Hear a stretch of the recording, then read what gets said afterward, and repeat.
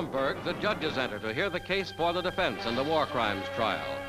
On the witness stand is Hermann Wilhelm Goering, leading living exponent of the Nazi philosophy and outstanding defendant among the score on trial. It is Goering's turn to testify and to answer the questions of Justice Robert Jackson, United States prosecutor. The courtroom is hushed. Hess, Ribbentrop, Stryker, and the others of the Hitler gang are tensely interested. In cross-examination, following Goering's 55,000-word prepared speech, Justice Jackson questions him. Well, if you wanted certain people killed, you had to have some organization that would kill them, didn't you? Rome and the rest of them were not killed by Hitler's own hands, nor by yours, were they?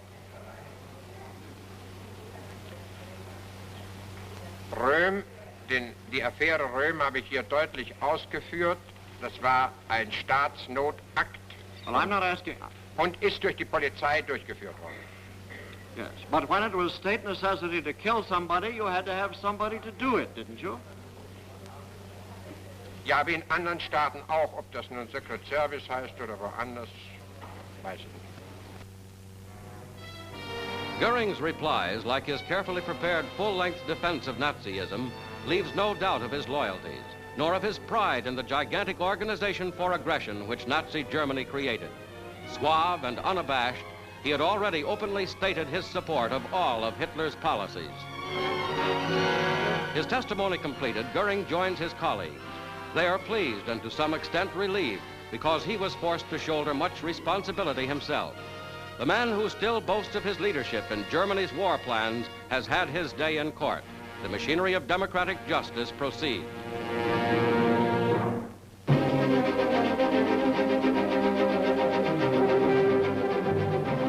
The Pacific Ocean on the rampage. Swift towering waves originating in the Aleutian Islands, spreading out for thousands of miles to batter shorelines from Hawaii to South America. One of the worst tidal waves on record takes its toll. It began when a fault under the ocean bottom caused a landslide. Then the bottom dropped. To fill the great hole, great masses of water rushed in, and all along the Pacific coast of North and South America, mammoth waves began to break.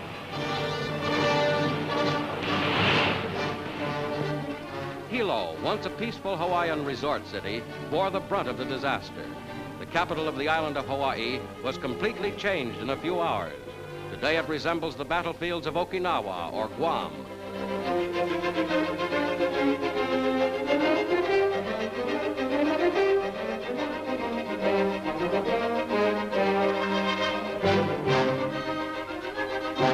Thousands are homeless.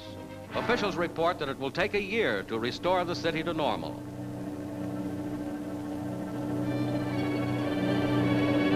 Homeless natives of the island are transported to new quarters as the United States Army assumes control.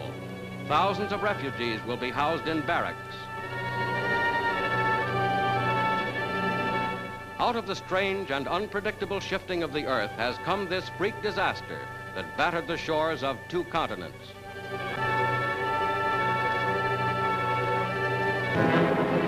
Off the coast of Kyushu, southernmost of Japan's 4 main islands, nature again takes the spotlight. Ontaki, a volcano with a history that goes back 350 years, erupts into violence.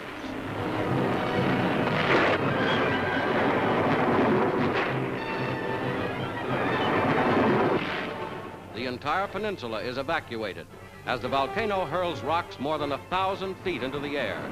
3 streams of molten lava pour down the mountainside. Waging a new war is man's oldest enemy, the terrible power of the earth itself.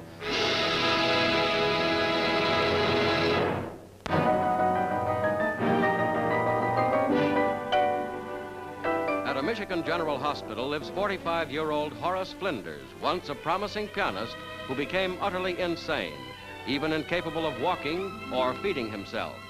Now, through musical therapy, Flinders is fighting his way back from schizophrenia. Critics have called him a genius, but more important, he is recovering. Dr. Gruber, hospital superintendent, is trying, through music, to bring Flinders all the way back from his world of fantasy to the world of reality. Flinders plays Chopin's Fantasy Impromptu.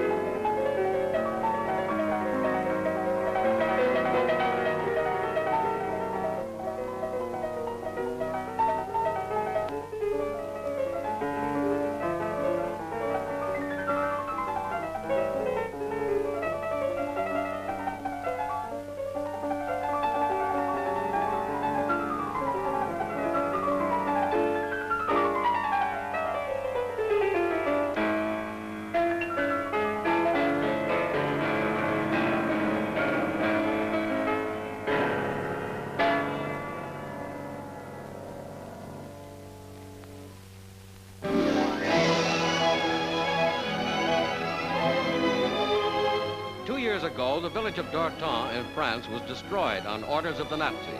Many of the town's inhabitants were lined up and shot in revenge for resistance activity. Now, in temporary wooden shelters on the edge of town, the people of Dortan have begun the long, hard task of reconstruction. Schools are functioning again, and craftsmen of the village have gone back to work. With the aid of prisoners of war, the walls of the shattered buildings are torn down to make way for a new village of Dortan.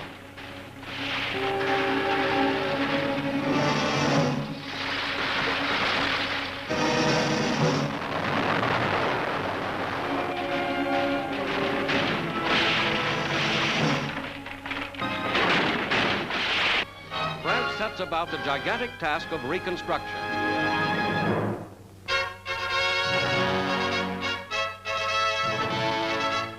The United Nations Security Council meets again.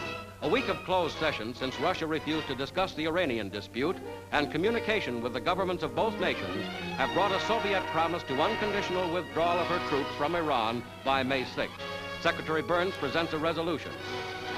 Resolved that the Council defer further proceedings on the Iranian appeal until May 6th, at which time the Soviet government and the Iranian government are requested to report to the Council whether the withdrawal of all Soviet troops from the whole of Iran has been completed, and at which time the Council shall consider what, if any, further proceedings on the Iranian appeal are required.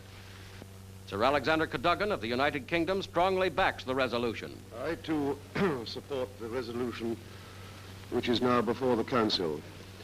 And I think that the Council must feel indebted to the Secretary of State, Mr. Burns, for the contribution which he has made, the valuable contribution which he has now made towards reaching an arrangement. Dr. Kuo of China, chairman, calls for a vote. Australia's Hodgson abstains from voting, and Soviet delegate Gromyko has not yet returned to the Council table. The Security Council votes to adopt the proposal that ended the Iranian crisis for the time being. The Iranian delegate, Hussein Allah, addresses the Council. As this Supreme Tribunal, to whom we appealed for justice, has taken the view that the assurance given by the Soviet representative in his letter of yesterday to the Secretary General is a pledge that all Soviet troops will be evacuated unconditionally within a period of 5 or 6 weeks, at latest by May 6, 1946, the people of Iran will likewise accept this pledge as such an unconditional assurance. The Security Council has overcome one obstacle and prepares to deal with the other matters on the agenda.